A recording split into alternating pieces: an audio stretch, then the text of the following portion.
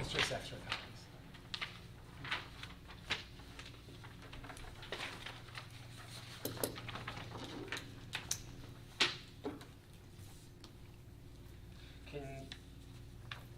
You're going to be looking to approve the November.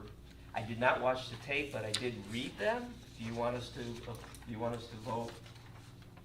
How many, were both of you absent? The one in March, yes. Yeah, we didn't, March There were no- wasn't official, so Yeah, that's we why had the only thing is there is November. November. So this, you're looking for approval of the November minutes. Yeah. I'm happy to vote in the Yeah. affirmative, but I don't need to if you don't want to. I think Kathy and Nick could just do it. Yeah. Yeah, well, I think Nick's the I'll chair. abstain. Okay, yeah, I'll absolutely, abstain. vote to approve. I second. Approval of the And I November abstain. 21st meeting. Okay. All right, number two. Should we begin? Take it Do I away. jump in? Jump Okay, in, great. Mallory. It's all Mallory, you. Great. Mallory, Okay. report our activity. Yes, so we'll start with workers' comp loss analysis. So all of this data, we'll start with the workers' comp and then go into the lab like usual. This data is valued as of June 30th, 2025. And so these graphs include 5 full years worth of data from 7/1 of 2020 through 6/30 of 2025. Each of these years is on the July 1st to June 30th policy period. So just a reminder of what we're looking at. These graphs represent the direct incurred or total incurred loss dollars, which is what has been paid plus reserves, again as of June 30th, and then we'll also get into claim count. So to start, to kind of give you a high level idea of how you're performing on the workers' comp side of things, one thing that I'm able to provide once a year is the experience mod, which is a measure of how you're performing your loss experience as compared to your payroll. So it is calculated using 3 years worth of data valued as of 12/31. And so the most 3 recent years of data that we had available for 12/31 was 21-22, 22-23, and 23-24. And so an experience mod of 1 means you're performing right where you'd be expected to be based on the payroll that you have. Anything below a 1 means you're doing a little bit better than expected, and anything above a 1 means you're doing not quite as good as expected based on the payroll that you have. And so your experience mod for those 3 years at this point is a 1.08. It's okay. We'll get into it. I had feared you were going to say something like a 5. Right. So look at that. Yeah, bet it would have been a real. The buildup was scary. Sorry. Don't jump We'll off cut the to the window, chase Mallory. next They time. would have dropped us. So we'll get into kind of what that is made up of and what your losses are looking like. So again, last 5 years on the workers' comp side, as you know, I frequently mention, workers' comp claims can be open for a long period of time just based on injuries and needing possible medical treatment for years to come. And so at this point, there are $810,000 in reserves across these 5 years. So still quite a bit of open claim activity that we obviously, as I always say, continue to monitor as we move throughout the fall and get into pricing time, which is typically in December, January time. So what we're looking at here with the last 5 years, 2021 was a good year. The last 4 have been a little bit on the higher side, and we'll get into why and kind of the trends there. But before we do so, just a brief breakdown.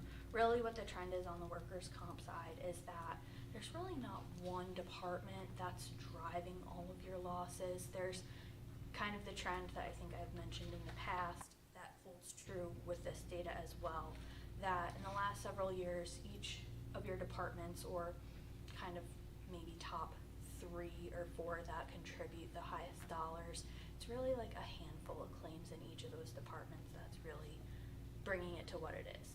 And as I always say, you can be the very best you can be from a risk management standpoint. I know you guys put a lot into your safety committee and risk management, and you can do it all and still have some bad luck.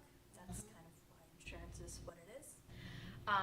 And so you can have all the right things in place and still have claims. Conversely, you could have a member that doesn't have the risk management strategies that you have and could be lucky. So,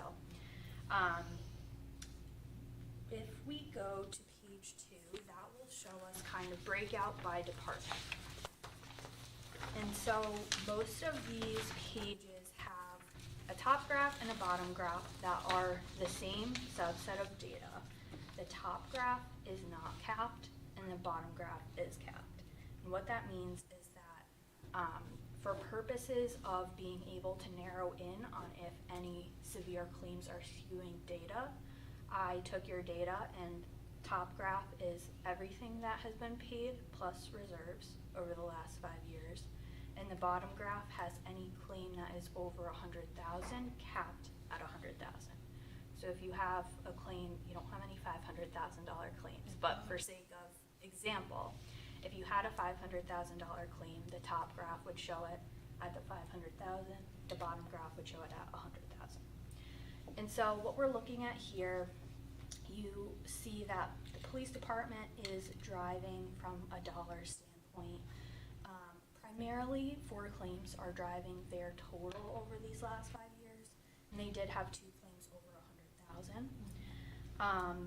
They're, again, kind of fluke accidents that, if they're on the job, if they're making an arrest or at a residence, there is that risk that they could be injured, and so that's kind of where your claims fall, just unfortunate injuries. On the Board of Ed side, again, primarily 2 claims for the Board of Ed. There are 2 that are over 100,000. On the fire department side, there's pretty much 3 claims that are driving this total over 5 years. 2 of those are over 100,000. For public works, the 286 is almost entirely 3 claims with 1 over 100,000. And then ambulance, almost entirely 2 claims makes up that 158 with 1 over 100,000. And I frame it in this way again to show you that kind of the trend here is that there's a handful of more severe claims that are really kind of driving what your losses are at this point. And so again, bottom graph is capping everything at 100,000, but even doing so, the percent breakout among departments is fairly similar. So that trend again being that 2 or 3 claims per department kind of driving, but same order and pretty similarly split when you cap it. Page 3 is town-only losses, obviously same data, and then page 4 we'll get into Board of Ed only losses. So again, police department, when you zone into town-only, take the Board of Ed out of this, the police is driving 47% of claims in the last 5 years. 55 total claims from a count perspective. Again, 74% of the dollars paid are only 4 claims. So again, it just happens to be 4 expensive claims. I looked at them, again, they were kind of injuries that are not avoidable. So that's police. In terms of the fire department, they had 28 total claims. 90% of those are 3 claims. So again, following that trend of just a few claims, kind of making it what it is. And then public works, they had 34 total claims, and 88% of the total dollars paid for public works, 3 claims. I sound like a broken record, but it's the same story for all departments. And then the bottom graph, again, capping at 100,000. Again, police had 2 that are over 100,000, but 2 others that are kind of close behind there, but again, not very different when you cap it, because they're all equally having claims over 100,000. And then page 4 is Board of Ed only. So the custodial claims of dollars paid, and teachers, administrators, clerical account for 41% of dollars paid. In terms of the custodians, there have been 22 total claims for custodians over the last 5 years. Conversely, the teachers, administrators, and clerical bucket, 343 claims. Obviously, the difference being that there's many more employees in teachers, administrators, clerical versus custodians. There's actually about 18 times more payroll in the teachers, administrators, clerical bucket than in custodians. Do we know how many of those have to do with students being involved? I don't have it on, currently, but I'll pull it for next time.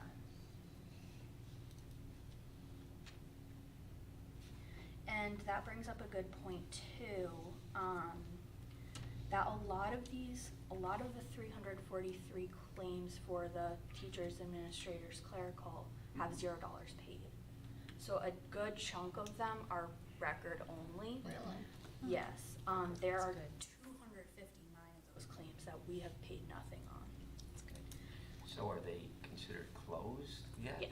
Okay. I would say probably all of those are closed. I mean, maybe there are a handful that we haven't paid on yet, but I would expect that if it's in there, there would be reserves. So I'm guessing those are probably all closed. And so one thing that I always mention, because you think like personal lines versus commercial lines, and I think the scary thing that people think about when they report a claim is, how's this going to impact my premium? And what I always say is, always submit the claim to us. We are not going to hold claim count against you. So if you have 259 claims where nothing has been paid, I'm not even accounting for that when I'm doing my pricing.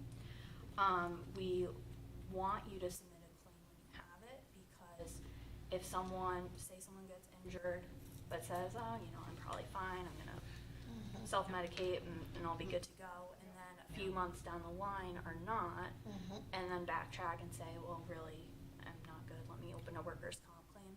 It would have been helpful to know from the start so we can kind of preserve the information from the beginning. And the fact, I'm just saying, we're so close to the one mod, because 1 times any premium is itself, right? Mhm. So we slightly get debited Yes. on the workers' comp premium. But if Yes. we're that close, possibility, so I'm assuming we already keep doing that, is looking to close claims? Oh, yeah. yeah. So if you're already getting a list to Yep. close, Yep. otherwise I was just gonna say, let's try to close one. So- Well, I got a couple I'd Something like that's to. it. outstanding, let's close it. Yeah, Yeah, that's right. the way, so Kerma is pretty conservative in our reserving practices, with the idea being that we don't want to set a reserve and then have to continually increase it and end up being a lot higher than where we initially reserved it.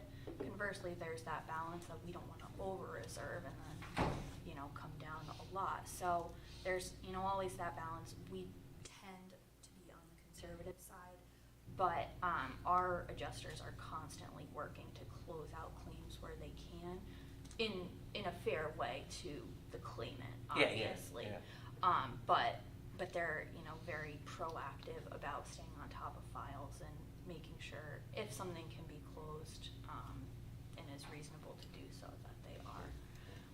But when I'm pricing, what I'm really looking at is on the workers' comp side, we look at, obviously expenses.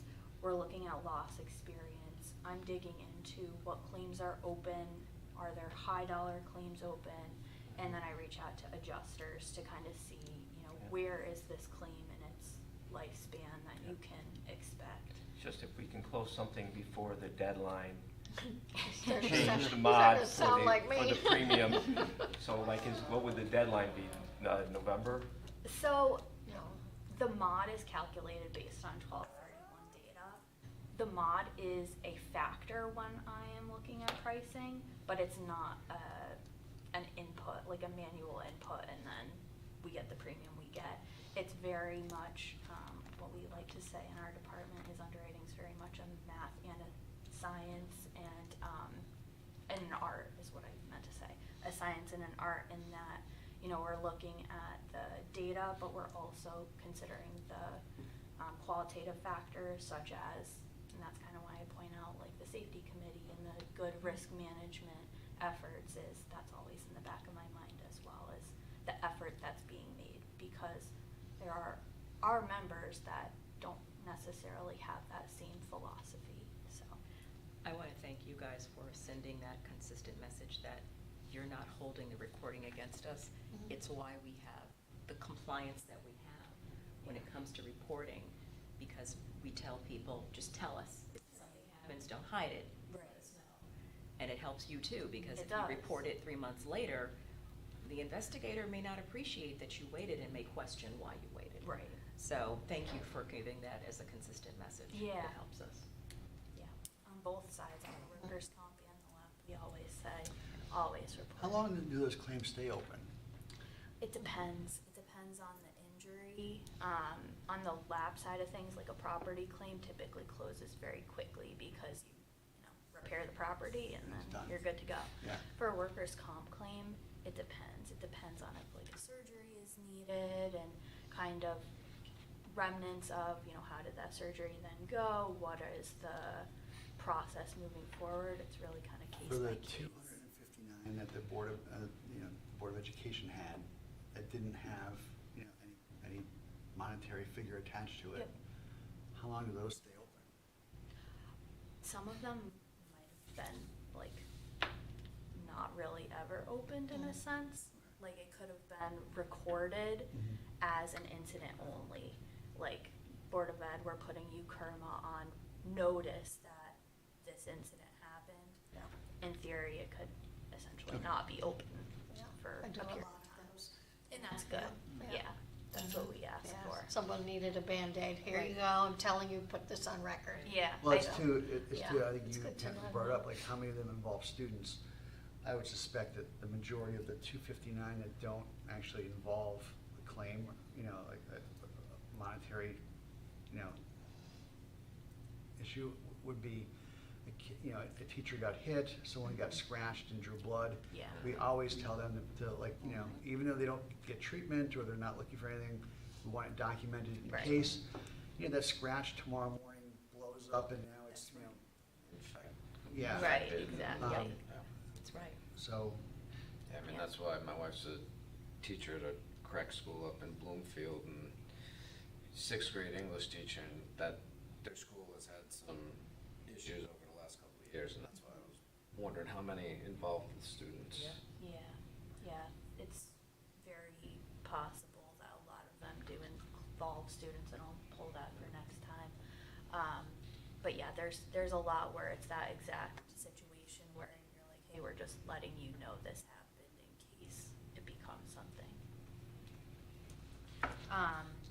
So 259 claims had nothing paid, and then from $1 up to 7,000 is where the next 51 claims fall. So I mentioned that because there's a good chunk too that are kind of low dollar claims, like something somewhat minor happened and, not a lot was paid. So high dollars, but a lot are, again, record only or minimal paid. Put a couple of large ones in there, though. There's one that's over 100,000, Okay. and then also one on the custodian side that's over 100,000. So that's, what the bottom graph is showing is capping those both. The custodial claim was a decent sized claim, so that's why it kind of evens out more when you cap it.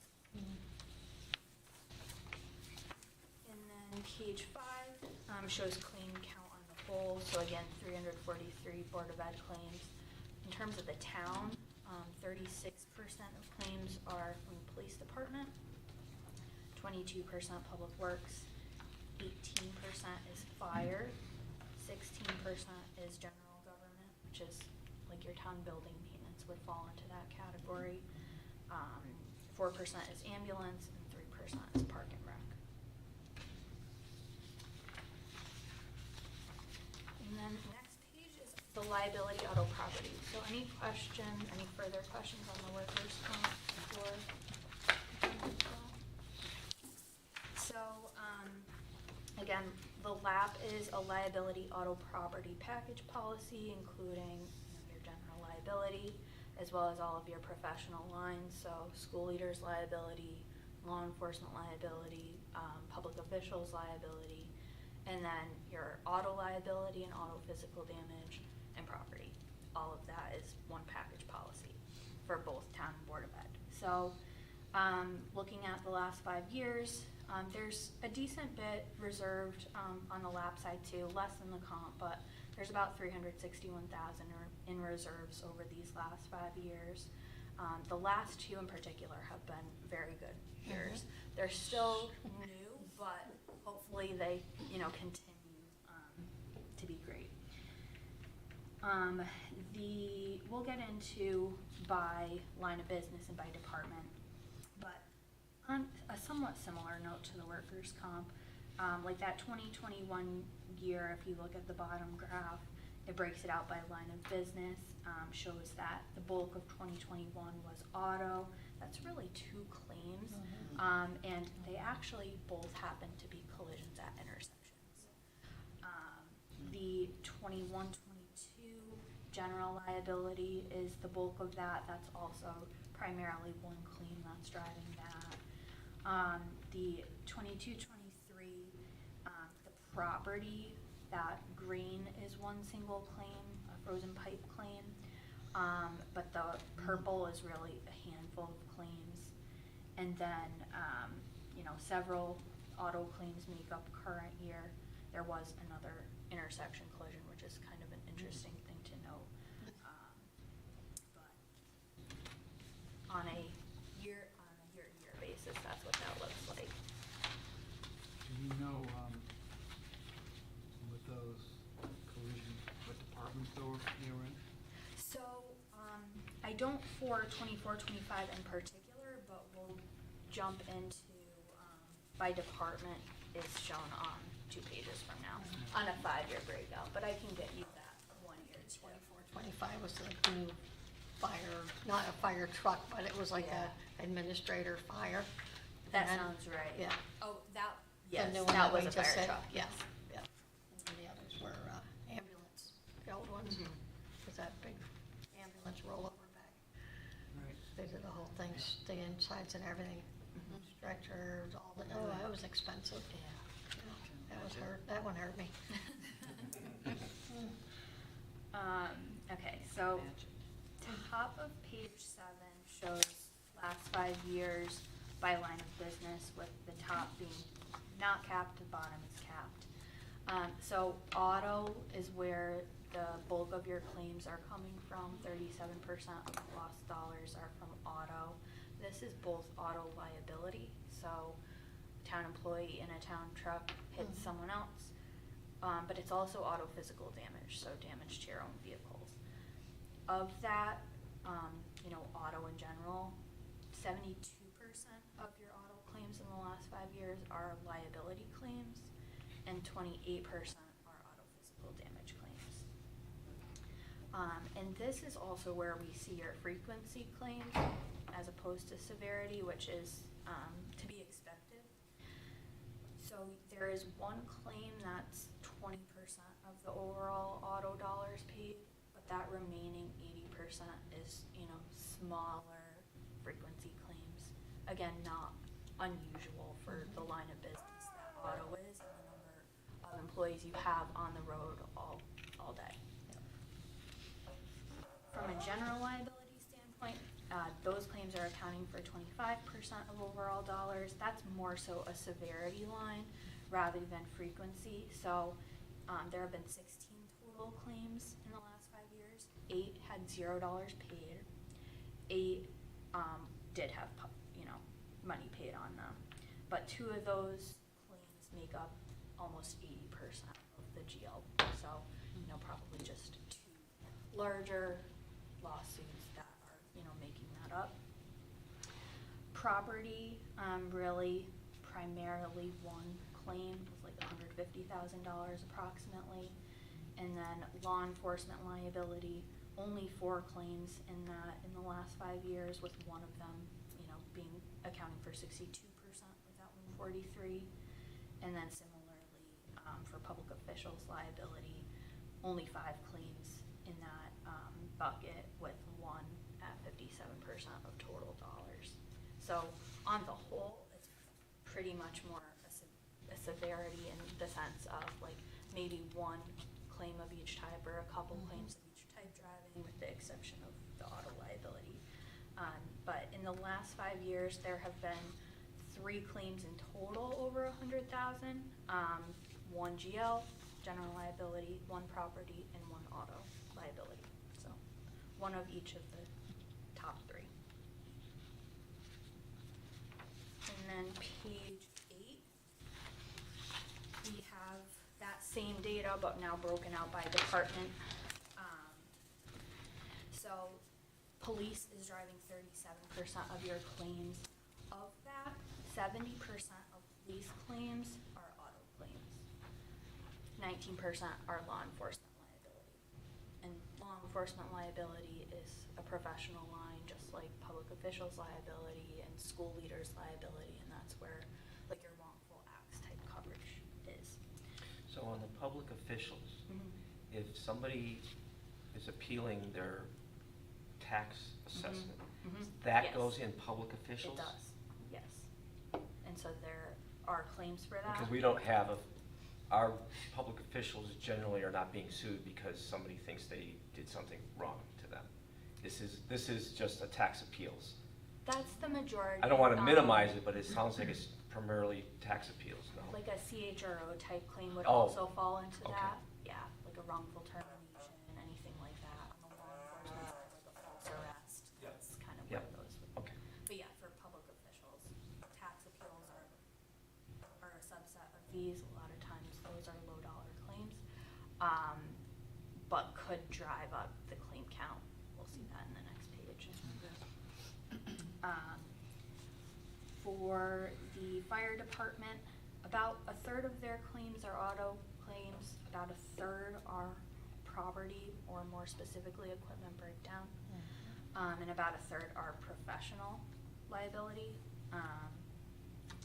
And then on the BOE side, there were only 9 claims over the last 5 years, 4 of which were property, 3 were liability, and 2 were school leaders liability, so in that professional line. And then for ambulance, just 1 claim is an auto claim. How many in Board of Ed? 9. And then when you cap it, again, same order per department, even when capped, again, because there's really only 3 over 100,000, and it hit the 3 top highest drivers. And then page 9 is, again, claim count. So to speak to your point, public officials liability is the highest claim count. But as we saw in a couple pages back, it's low dollar. So 43% of all claims in the last 5 years were public officials liability, a lot of which were kind of like tax appeal type claims. So low dollar claims, a lot of them are low dollar claims. I'm gonna make a similar request for your other reports, because we watch that, as you know, closely too. Break it out between maybe the tax appeals versus the ones Yeah, Sure. I mean. where a department head or Yep. a supervisor has been accused of Sure. something, because kind It's of. gotta be pretty low, though. Yeah, well, Yes. it's the reason that I we mean- won the award back in 2018. We kind of want to hold on to that Mhm. claim.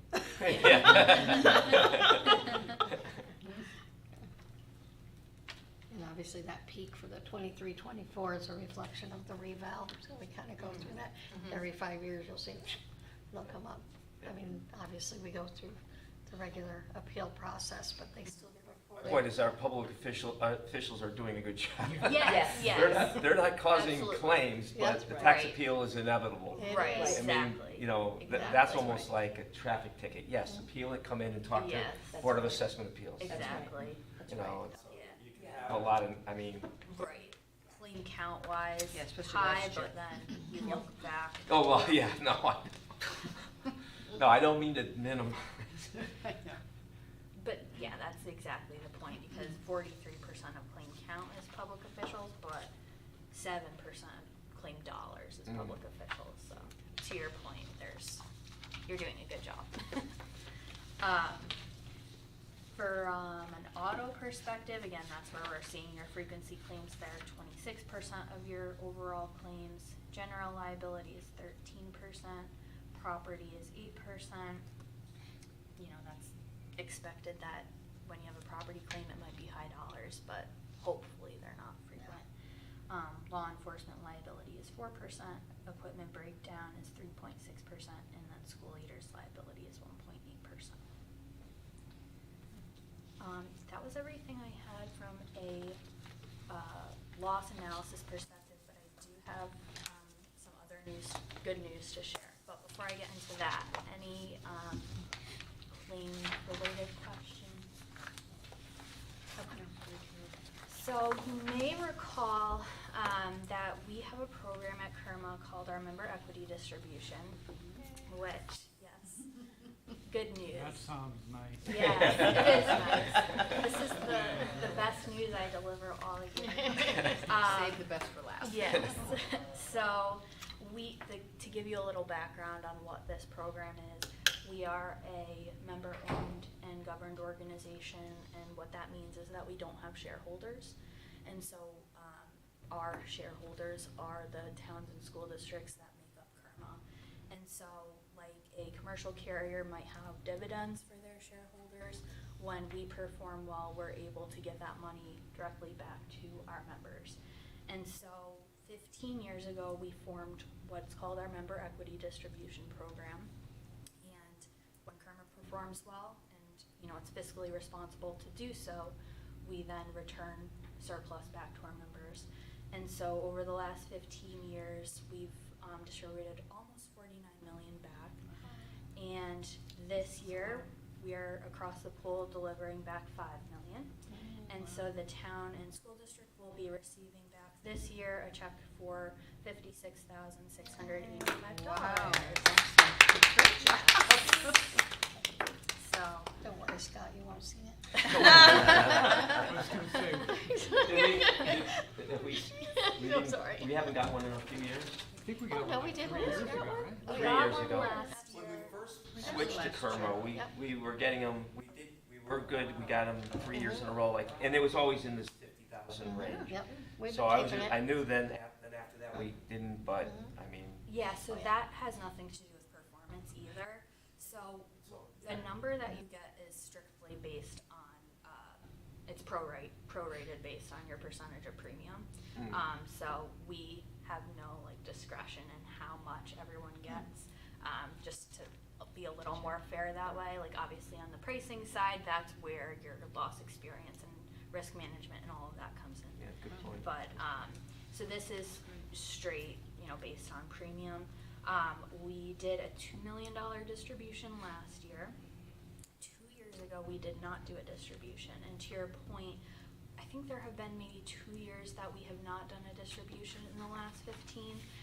And it's a, you know, a decision that our board of directors makes very carefully based on, you know, if there's really extra to return, if it's, again, fiscally responsible to do so. So a couple years back brought us into territory where COVID was still like pretty new.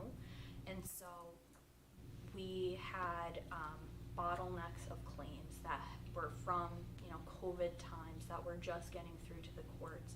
And so those legal fees being bottlenecked then really hit our balance sheet in that year. So for that reason, we also had our largest property claim to date in that year. So still, you know, very strong financials in that year, but our board decided that at that point it would be better to, you know, just play it safe, and we didn't have necessarily the extra in that year that we wanted to distribute back. But yeah, if you don't get one, it's never a reflection of you. Yeah, But it's a good litmus of how you're doing. yes. Because it's, you're a group. Adverse selection, you have municipalities. Yes. And we're gonna, if a hurricane comes through, you're gonna have a lot of municipalities with a lot of claims.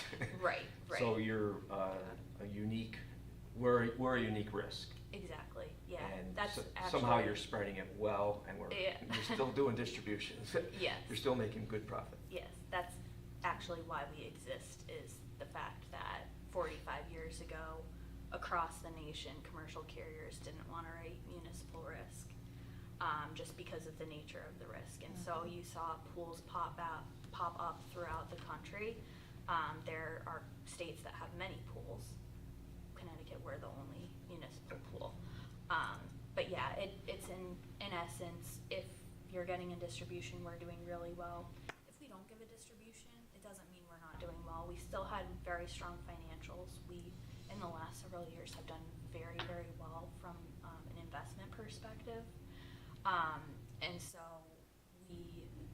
we are just conservative when it comes to the member equity distribution. Again, to your point of, we do have a lot of risk in the state, and we have to make sure we're being fiscally responsible in, when and what we're giving back.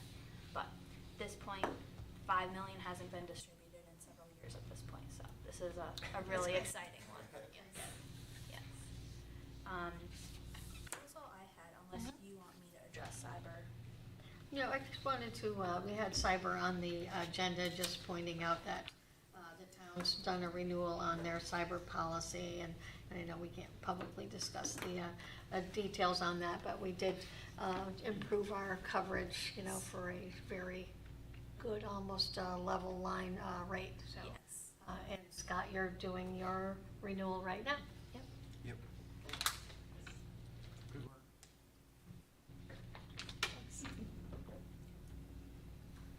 Oh, good, okay. Time for safety. Time for the safety committee. Cheerleading, yay, rah, rah, safety. Yay. I'm telling you, one year I'm gonna come here, I'm gonna have t-shirts. The proper Bikes. t-shirt. T-shirts. Everybody loves safety training, because we feed everyone, as we feed them. So, just a little bit of a review. The town does have a very active safety committee. We meet quarterly, and by law, we're all supposed to have them. And we are all supposed to have safety committees that are populated, can you take one and pass it down? Populated by department heads, a mixture of department heads and non-supervisory employees. The concept being, we're supposed to make sure we have people who actually have some influence and authority over making safety decisions, and also make sure that we have lower level employees who feel as if they represent their peers and can bring forward issues of safety that maybe other employees are too intimidated to talk about or to ask for help with. So we have a very robust group of department heads and some union reps that sit on our safety committee. And we take advantage of those meetings to not just talk about the status of things, but also to talk about education. One of the reasons that we love partnering with PERMA is because we get our education for free. We don't have to pay for all of the annual and quarterly trainings. And we believe that the reason that we've done so well as compared to the peers in our pool, other municipalities, is because of the work that KERMA and all of our department heads do in terms of sending people to training. So again, thank you for that. That's huge for us. It's about that time of year for us to talk to the safety committee about what we're going to be doing going forward. So you're actually, I'm going to share with you some highlights that we will be presenting at next week's safety committee meeting. And risk management, just as an FYI, just so you are familiar with some of the lingo that we use when we have safety committee meetings. This is the definition of risk management. It's a coordinated and economic application of resources to essentially control or reduce financial risk. And it's not just health and safety risk, but as you noted, also the risks associated with lawsuits. We don't use the big fancy terms in that room when the door is closed. We just say we don't want people being sued. How do we reduce that risk? And then if you go to slide number 3, what does that mean from an operations standpoint? When we talk about operationalizing risk management functions, I'm sorry it's so tiny, I was trying to not use up too much ink. Bart. Sorry. You notice you have 2 pieces of paper. I did, I'm Very good. infamous. Double-sided, yeah. That's okay. She saved because she my staple. Oh, there you go, right? Tried, somewhere. That's 2 cents saved. You did it for the right person. Oh, look at you. Look at that, I'm trying. Relative to workplace health and safety, what we mean by operationalizing risk, we have to ensure that we are performing job hazard assessments, job by job, position by position. We are supposed to have a documented piece of paper that says, even if it's the director of HR, what are the risks involved from the time she walks in the door and trips in the hallway? From the time she, opens up her door, what are the things that are going to expose her to a health and safety-oriented risk? We're supposed to be making sure that we create manuals and instruction pamphlets on every piece of equipment, on every type of safety mechanism that our folks use to stay safe. If you look, for instance, at our public works garages and maintainer garages for the parks garage, we're supposed to review our written compliance plans. If you go onto our website, our compliance plans are accessible to the public. We have at least, I'd say at this point, close to a dozen listed right now, including hearing conservation, et cetera. And those compliance plans are updated annually. So those are all the different bullet points on what that means. That's the daily, the weekly, or the quarterly work that goes into risk management, and everybody gets it done. It's not just one person, it's an entire department, it's the department head, it's the employees that even try to follow the policies themselves. When it comes to public officials' liability, what does that mean? It means that everyone is paying attention to our, for example, sexual harassment prevention policy. We're paying attention to our workplace climate policies. We're making sure that we're training new people on that. When someone acts counter to one of our policies, we're engaging in training and counseling. And if they still don't get it, then sometimes we get involved in imposing consequences. That's how we minimize risk at the town when it comes to those particular issues. And that's what the daily work of risk management looks like, department by department. If you go on to slide number 4, this is actually a recap from something I presented to this group back in 2023. This is sort of the timeline of risk management here. Ed, you were here for the beginning, 2015, when we started, or shall I say we restarted the safety committee operations. We focused primarily at first on public officials liability, ADA, FEMLA, all the different litigation scenarios that we were trying to avoid. 2016 is when we started implementing our OSHA compliance plans, and yay, 2018 we won our award for how we were doing that as compared to other towns in Connecticut. 2025, we had our next scheduled OSHA site visit, and we have new expectations, we have a new enforcement focus from OSHA, and new lessons. So again, this is some of the new information we will be providing to our safety committee next week. It was a joy going through our OSHA inspection. Yes, I am being very sarcastic. Was it a Monday or a Tuesday? It may have been a Monday. So you were just hired. My mind on that. As you know. Wow. You were just hired when you did that. You came in and I came in. Came in? It was, There you go. and you it was maybe actually my first week or second knew week. what a safety committee was. It was awful. It was They awful. did not know what a safety committee was. It was awful. Yeah, that was quite the experience. Look how far we've come. Yeah. Look how far I we've come. think they were focusing on the water fountain out front or something you had said. But I'm getting into it. Yeah, So yeah. just knowing it changed everything. We, Just we had knowledge is fun. power. Yeah. We have fun. Now we have a team, and I think I don't think that I'm overstating it. I think people actually, they look forward to the safety training days when they come up because we make it fun. We do it in this room. Sometimes we do it downstairs in one of the other big rooms, and we always feed people. And we have, the pictures up and what have you. Kerma sends all of its trainers. We're very entertaining, and it's, people get it. They know what we're doing, and they like the fact that we give them the time to do it. We're investing in it. We're letting them step away from work for a couple of hours to learn every year.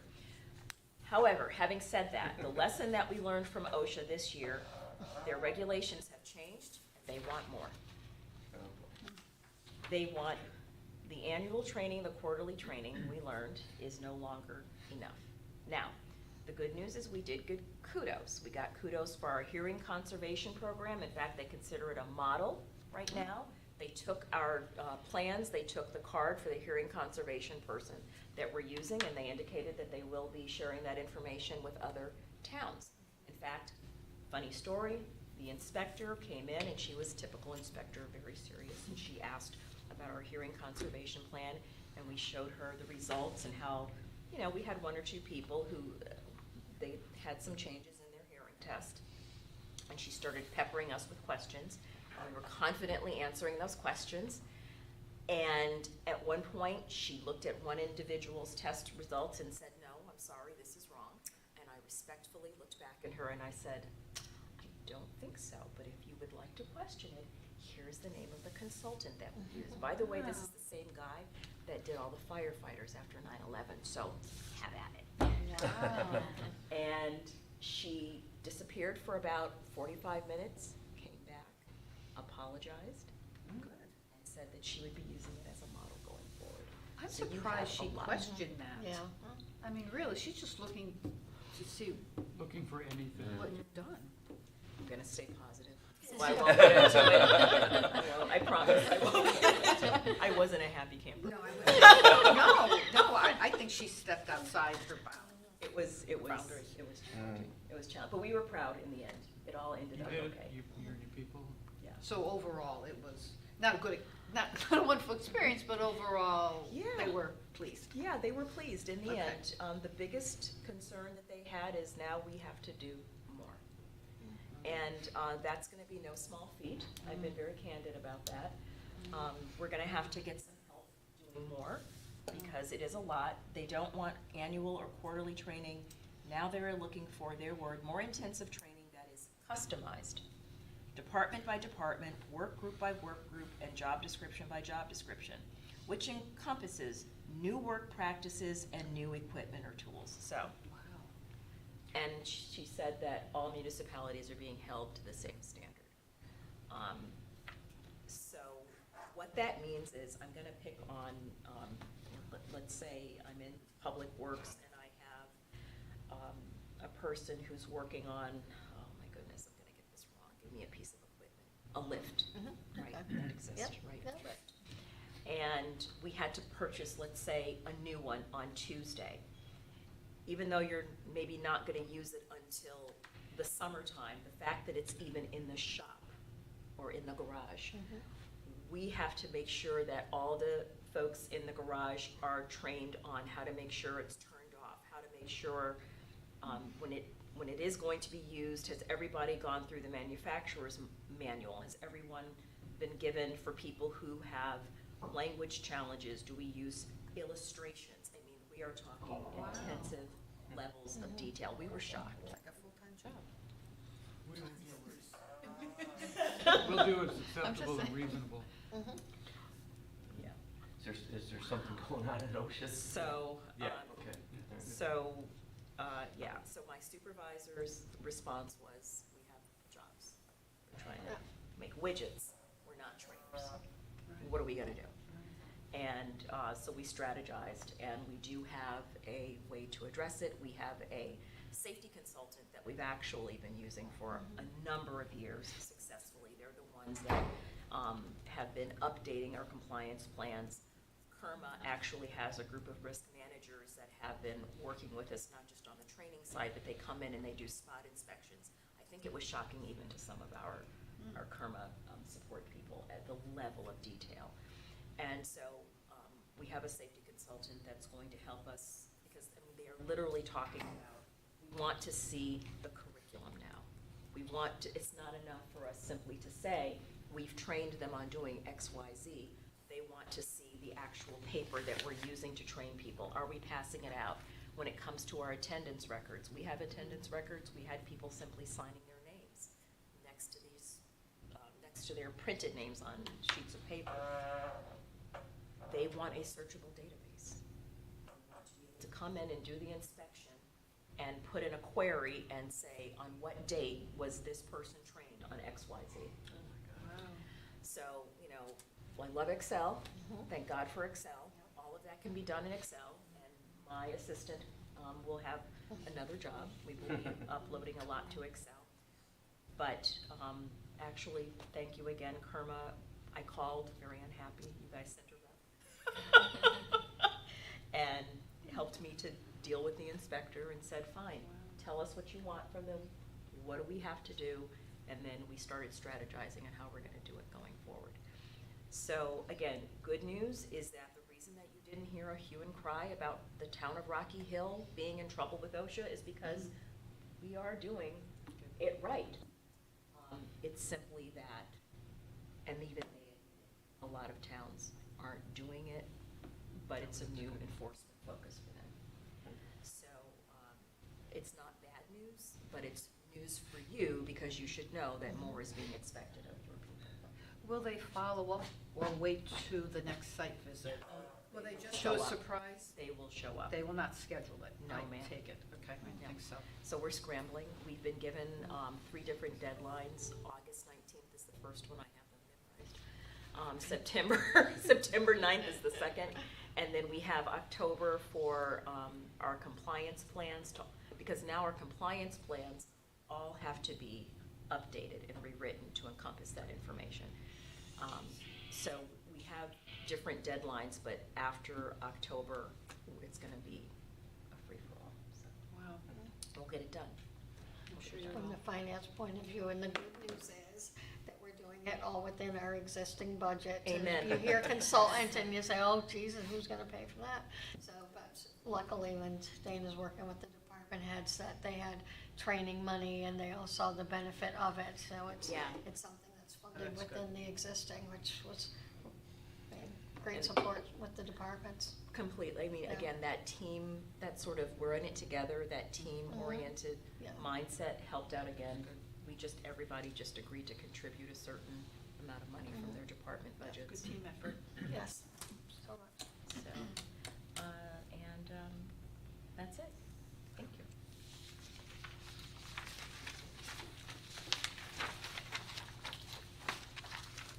I have nothing more to say. Okay, So, no others? 5, how about number 6? One thing, I remember back in November, we were presented with the option of basically an umbrella policy. The extra, I believe, is what, 1 million, 3 million, 5? Yeah, you're talking about the active assailant Yeah. coverage. Had we, I know we had discussed and everybody, did we Which you talking decide about? Or missing? Active assailant. Yeah. Active assailant? Yeah. Yeah, we had, not being here in March, I don't know if it was discussed in March, is that something we were moving ahead with? Or We was hadn't that? moved ahead yet, so Right. you know, Mally and I should actually just sharing some more information that I think we should Okay. bring that back and see what we want to do. Okay. So that's not the active shooter, Yes. so that's actually the clause in the that's a coverage already existing.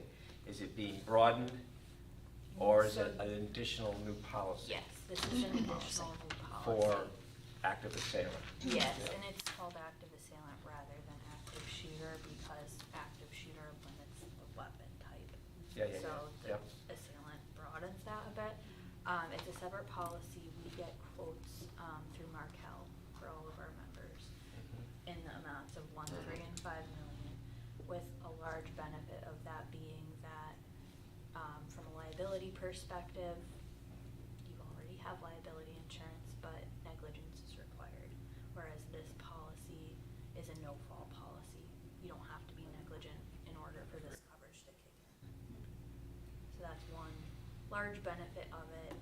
There's also a variety of kind of ancillary. Yeah, I mean, sometimes it's good to be, so you're not negligent, and you get your declination of coverage from the carrier because it's deemed, there's no negligence. Mhm. So that kind of puts them out, no? You're saying you still feel like you need to come back in with a coverage for it? Right.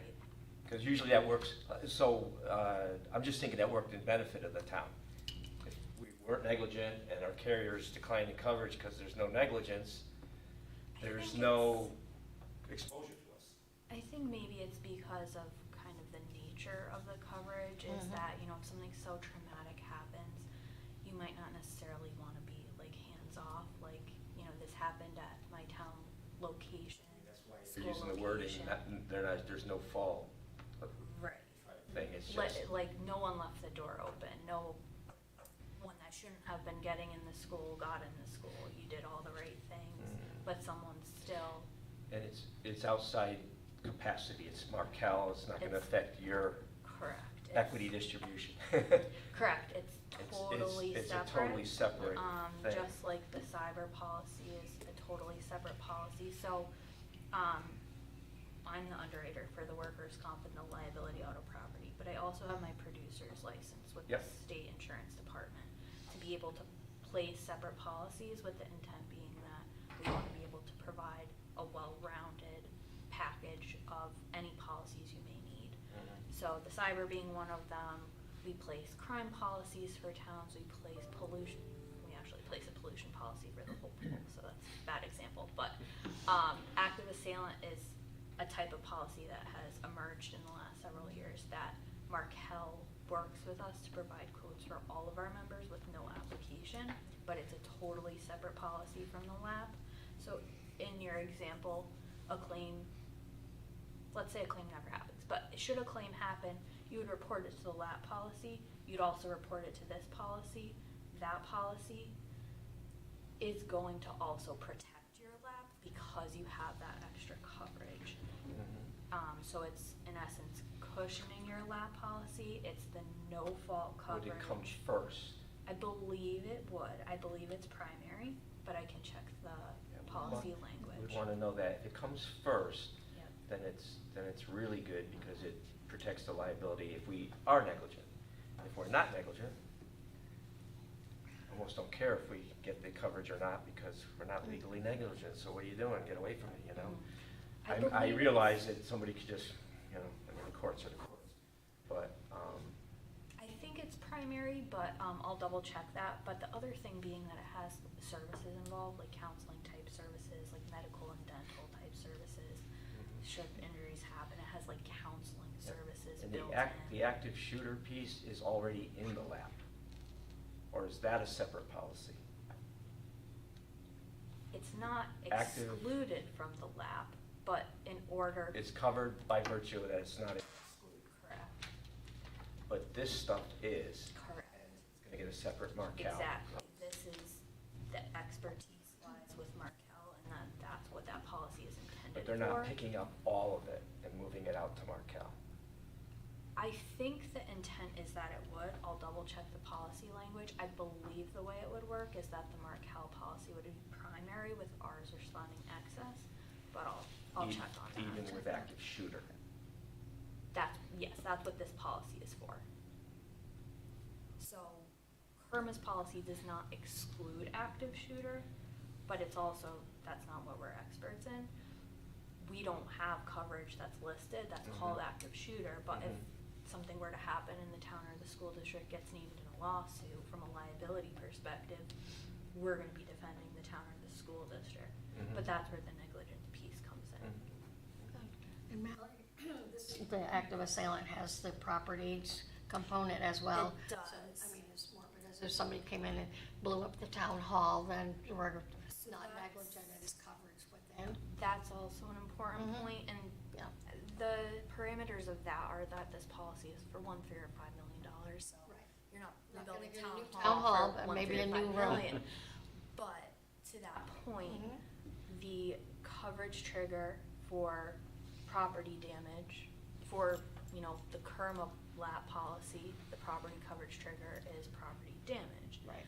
But should you have an active shooter, active assailant event that the property is not damaged, there's the extra expense component of this, not what you're asking, but along the same lines, is if you have a school that, you know, say an active shooter gets into your school, you need the extra expenses incurred to move your kids temporarily.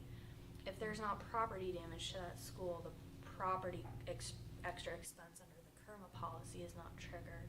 This policy, that's what this is intended Okay. for. So, That makes sense.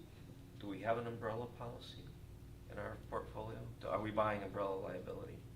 Excess, Yeah, yes, yeah. you have excess. I thought This is we did, but separate. when I left, You missed that. this committee, we didn't have it. Mhm. Oh, So we have 15 million? What? off the top of my head, are we okay to talk one? Oh, yeah, go ahead. I believe off the top of my head, you purchased 10 million Mhm. excess, And- so you have a total of 11, because the underlying is 1, and then And you it- purchased 10 above. And it excludes? It this- doesn't exclude active shooter, but it's the whole premise of, And if we triggered the new active assailant, would the umbrella cover it? So if we buy 3 million, do we get no. 13 This is a million? totally different policy. It has nothing to do with it's not an umbrella, it's excess, meaning that the excess sits above every line. You get the full 11 million for POL, you get the full 11 million. But if the GL doesn't exclude it, The GL doesn't exclude it, so you still have Then the you- 11 million, then it, but then if it, you you buy. could be in defending and then the umbrella would cover.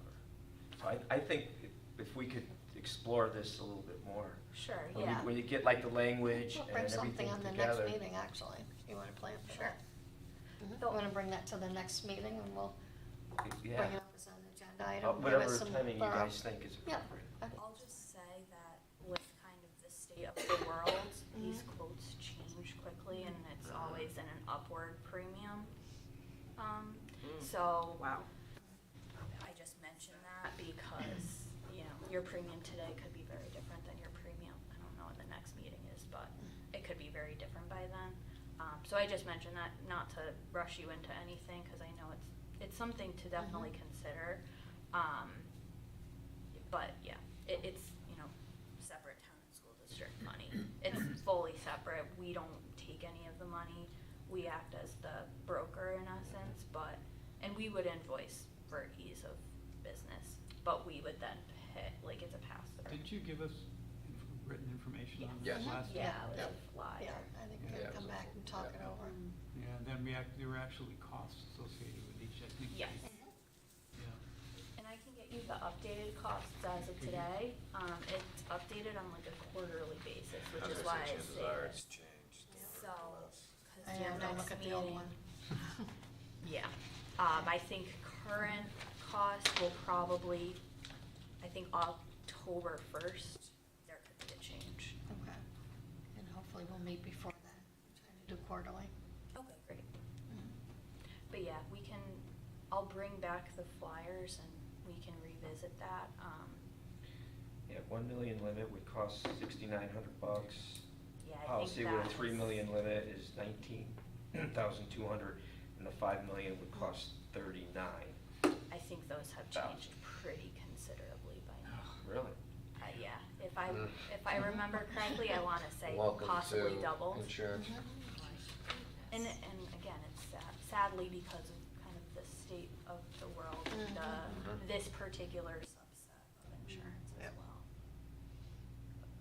But yes, totally separate policy, it doesn't affect your excess, but I see where you're coming from, where if that's primary and we sit excess, then in essence, they kind of stack on each other, but it Well, is a there's like a separate lot of policy. different variables here, so I guess, yeah, sorry about not being at the I don't last think we meeting. had, I don't think we had gone over 1 million, did we? I thought we were looking at $1 million.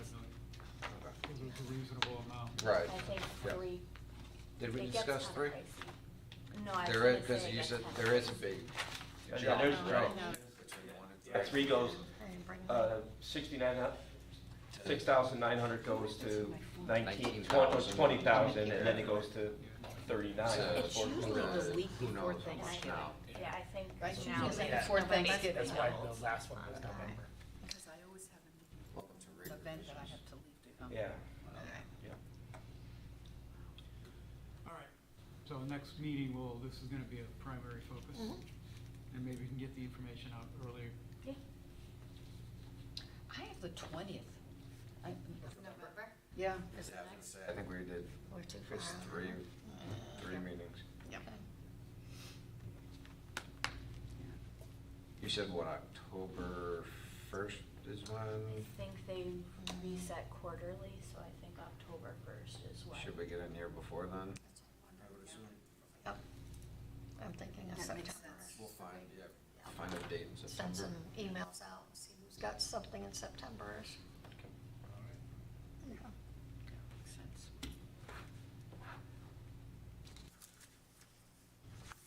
That would be good because it also, it's not just a bind order. There are a few things that you have to consider, including certain endorsements on the Board of Ed side. So I can bring all of that so that you can maybe just make those decisions here. It's also a review of the property schedule to make sure Markel has every location, because like your Kerma property schedule doesn't cover land, it's your business, your, real and personal property, so your buildings and Building structures. contents. Mhm. But if you have a piece of land, like we say for some of my southern towns, like beaches, they might not have the beach on our property schedule, but Markel would need to know about the beach, Okay.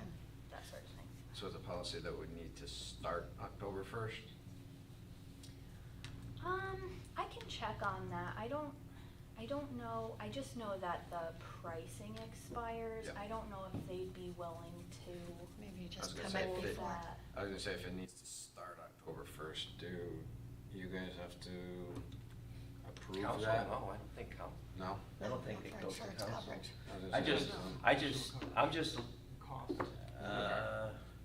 I don't wanna be, I'm not trying to be skeptical, but I'm trying to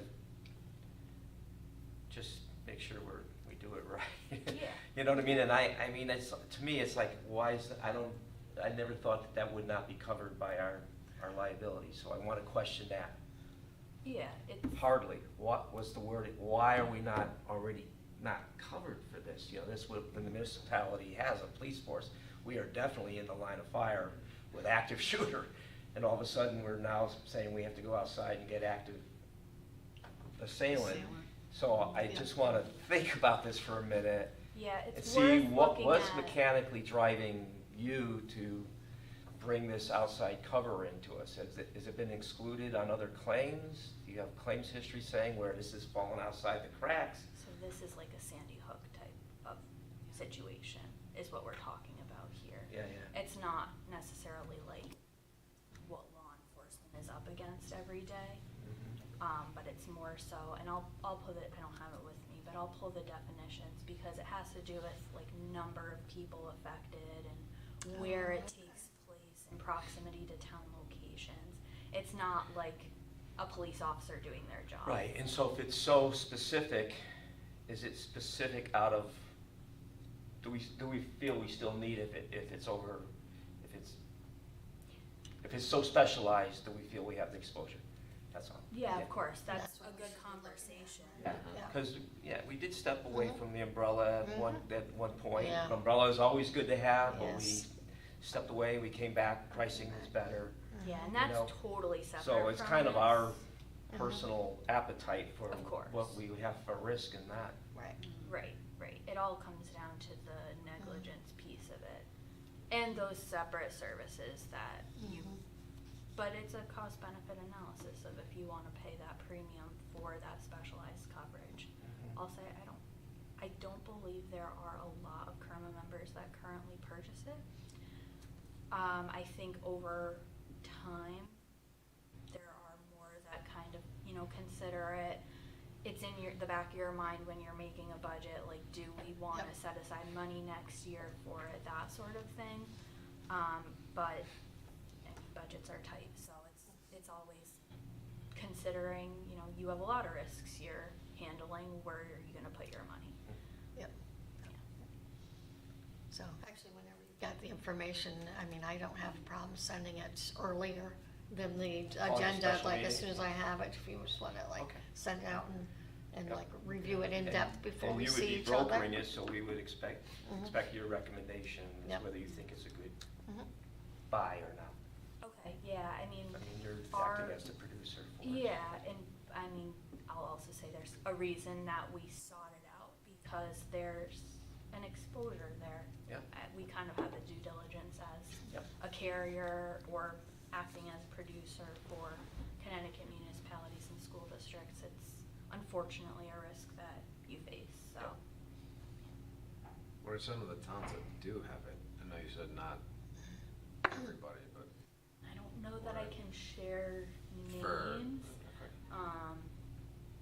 There's, I probably shouldn't say. I can include Then don't. detail in my email. If you shouldn't, then- What I can include, I'll include in my email. Okay. So we may wanna, seeing as how we just took 15 minutes just to discuss it, maybe you wanna have that meeting for just Yeah. this, It'll be just one topic. just for this, Yeah, okay. that's fine.